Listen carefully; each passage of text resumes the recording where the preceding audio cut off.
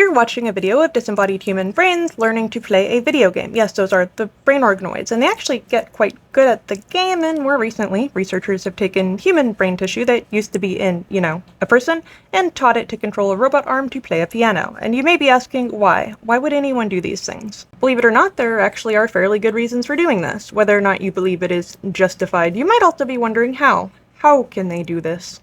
Each individual cell is alive. They just make up a part of the whole, and you could clone yourself from an individual cell if you really wanted to and make a whole nother you. Would it really be you? That is up for debate. I really think it's not. I mean, people have cloned their pets and were surprised that the personalities were not all that similar to the original. There's a lot of stuff going on, including experience as well as epigenetics. I mean, there's a great deal of variation, and even how you were incubated can affect that. Researchers have been able to keep brain tissue, at least excised from the brain, alive for weeks, and we know that brain organoids, the tiny human brains you can grow in a literal jar if you want to, those ones are grown out of stem cells and they can be kept alive for years. It is significantly more difficult to keep human brain alive when it, used to be in a person, just because it formed around a hole.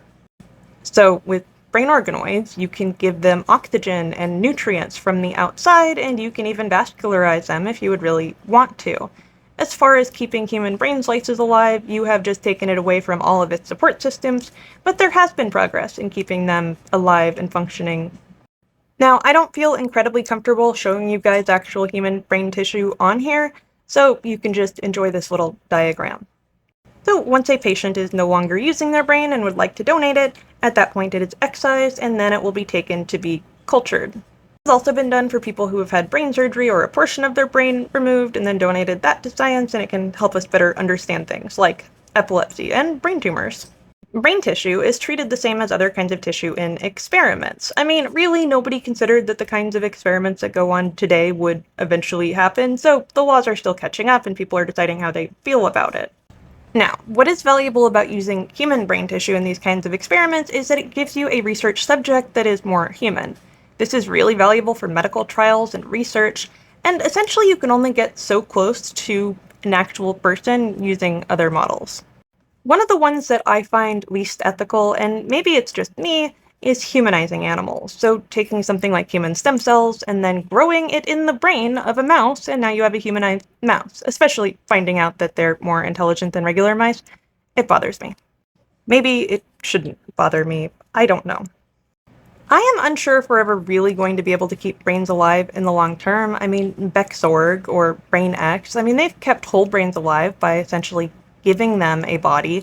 I mean, it's chemically a body. Artificial heart, artificial lungs, and kidneys.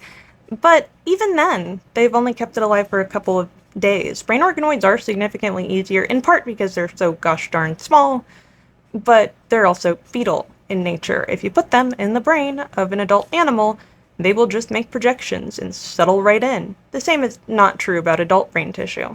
One thing I can say with a reasonable amount of confidence is that adult human brains are just not going to be used in computation at scale. Yes, that might be different for the brain organoids, but adult human brains have already lived a life. They've already formed around an entirely different task of staying alive in a body.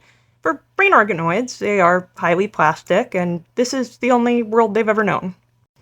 Yeah, there are data centers now being set up with brain organoids. I don't really think they're going to become incredibly valuable in computation, but who knows? My money has always been on physical reservoir computers. If we really want to recreate a brain, then there's other ways to do it that don't involve having to feed your computer.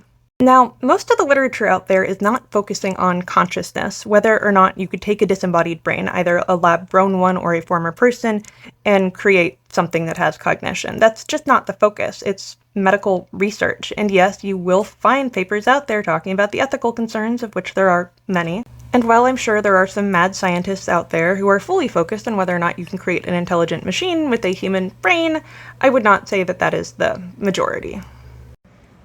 Still, I know what you came here for. How exactly do you communicate with the brain? How do you train one?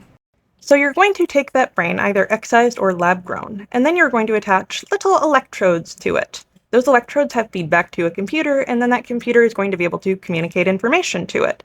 It can take things like sound or sight and then translate that into electrical pulses that are symbolic of something that brain might experience. Brains, it seems, like order and dislike disorder, and you can also train them on dopamine, but that needs to be done delicately, because if you just flood the brain with dopamine, it's not going to learn anything.